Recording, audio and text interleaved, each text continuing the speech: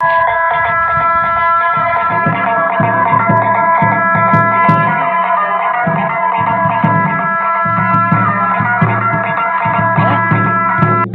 বন্ধুরা, আবার বেরিয়ে পড়লাম মহাদেবের উদ্দেশ্যে। এবারের যাত্রাস্থল তুঙ্গনাথ।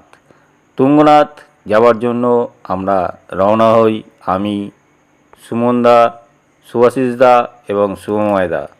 আমরা যথারীতি হাওড়ায় বড়ঘড়ির নিচে গিয়ে মিলিত হই।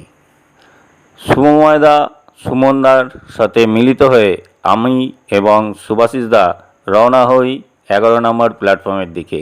সেখানে উপাসনা এক্সপ্রেস দাঁড়িয়ে আছে, কারণ আমাদের ট্রেনের যে টিকিট কাটা হয়েছিল তা উপাসনা এক্সপ্রেসে। এটি হাওড়া থেকে বেলা 1টার সময় ছাড়ে এবং হরিদ্বারের উদ্দেশ্যে যায়। এই ট্রেনে টিকিট ভাড়া লেগেছিল আমাদের 665 টাকা জনপ্রতি।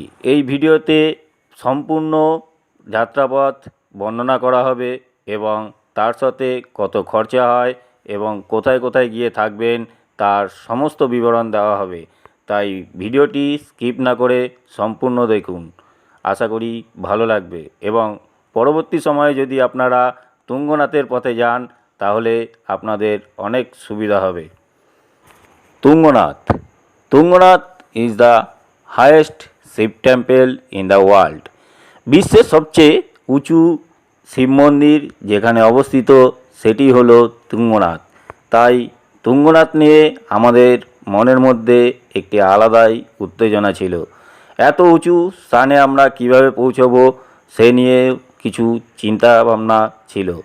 আমরা যাবার জন্য সমস্ত জিনিসপত্র গোছগাছ করে নিয়েছিলাম এবং অবশ্যই নিয়েছিলাম রেনকোট, কারণ পাহাড়ি এলাকায় কখন বৃষ্টি নামবে কিছুই বলা যায় না, তাই রেনকোট অবশ্যই নিতে হয়। তুঙ্গনাথ উত্তরাখণ্ড রাজ্যের রুদ্রপ্রয়াগ জেলায় অবস্থিত পৃথিবীর সর্বোচ্চ শিব মন্দির এবং পঞ্চকেদারের অন্যতম।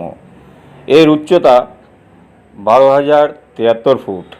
দেবাদিদেব মহাদেবের পঞ্চকেদারগুলি হল কেদারনাথ, মদমহেশ্বর, কল্পেশ্বর, রুদ্রনাথ আর তুঙ্গনাথ। স্কন্দপুরাণ বা কেদারখণ্ড অনুসারে যখন পাণ্ডবরা নিজেদের জ্ঞাতি হত্যার পাপ থেকে মুক্তি পাওয়ার জন্য শিবের সন্ধানে কেদারনাথে প্রবেশ করে, সে সময় শিব তাদের হাতে ধরা না দেয় এবং শিব সে সময় 5টি খণ্ডে বিভক্ত হয়ে যায়, যার বাহু পড়ে তুঙ্গনাথে। আমরা চলেছি সেই তুঙ্গনাথের পথে। ট্রেনের মধ্যে খাওয়া দাওয়া, কথাবার্তা এবং গান শুনতে শুনতে আমরা এগিয়ে চলি।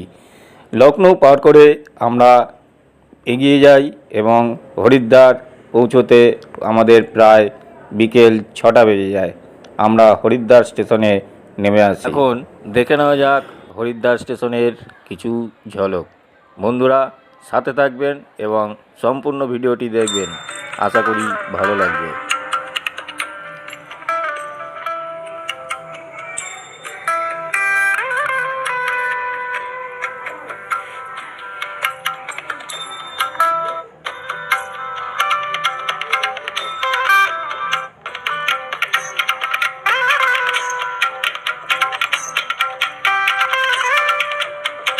হরিদ্বারে নেমে আমরা একটু সমস্যার মুখে পড়ি।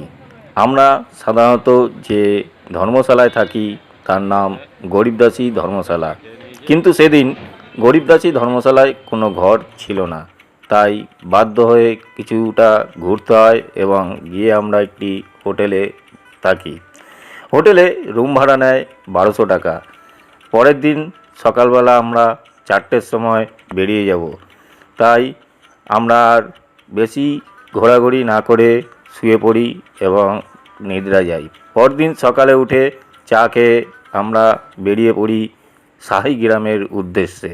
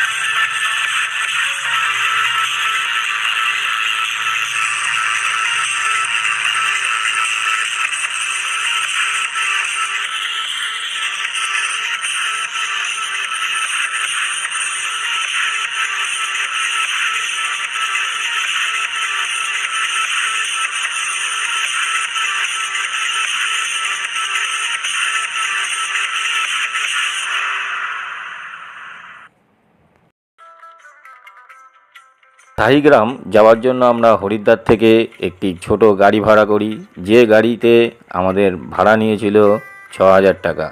শাহিগ্রাম যাওয়ার পথে বেলা ১১টা নাগাদ আমরা গাড়ি থেকে নেমে কিছু খাওয়া দাওয়া করে নিই এবং আবার রওনা হই শাহিগ্রামের উদ্দেশ্যে। রাস্তায় যেতে যেতে পড়ে ত্রিবেণী ঘাট।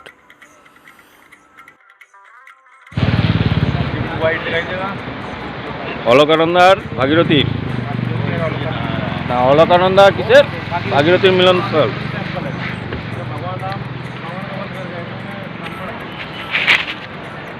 ওটা রামেশ্বরম টেম্পল।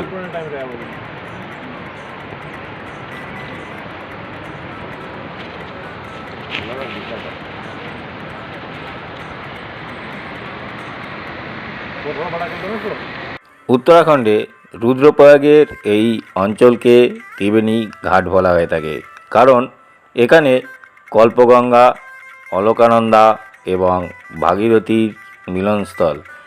এই ত্রিবেণী সঙ্গমের কিছু দৃশ্য আমরা দেখি এবং তারপর বেরিয়ে যাই শাহিগ্রামের উদ্দেশ্যে। বর্তমানে এই ত্রিবেণী সঙ্গম দেবপ্রয়াগ নামে বিখ্যাত। এই জায়গার কিছু দৃশ্য আমরা দেখি এবং এগিয়ে চলি। হ্যালো বন্ধুরা, আশা করি ভালো আছেন, সুস্থ আছেন এবং মজ মস্তিতে আছেন। আমার যে ভিডিও রয়েছে তাতে পঞ্চকেদার সম্বন্ধে বিস্তারিত বর্ণনা করা হয়েছে, যদি পারেন তা অবশ্যই দেখে নেবেন। এবং এই উত্তরাখণ্ডে প্রাকৃতিক দৃশ্য এত সুন্দর যে মন সবসময় এই উত্তরাখণ্ডের দিকেই টানতে থাকবে। তাই বন্ধুরা, ভিডিওটি স্কিপ না করে সম্পূর্ণ ভিডিওটি দেখুন। ভালো লাগলে লাইক, শেয়ার এবং কমেন্ট করুন আর চ্যানেলটি সাবস্ক্রাইব করুন।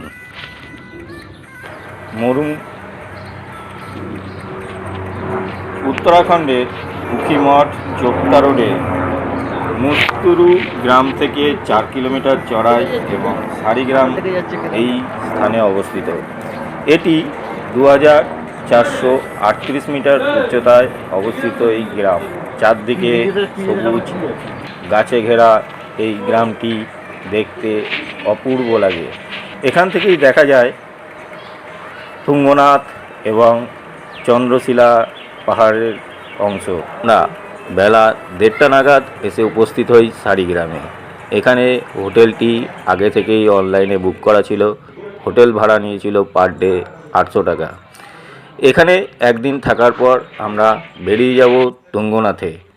এই জায়গাটি এতই সুন্দর যে আমাদের মনে ধরে গেছিল, তাই ভেবেছিলাম আর একদিন থাকবো। হ্যাঁ, উত্তরাখণ্ড ভেতর বলিনি। আচ্ছা,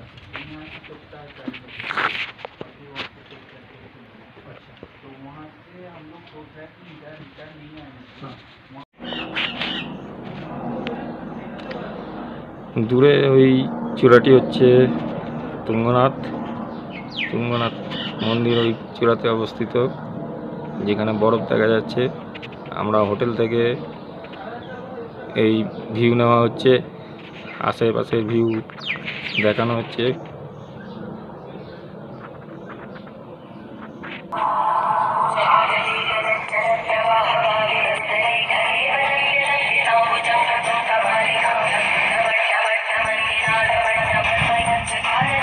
তুঙ্গনাথ মন্দির।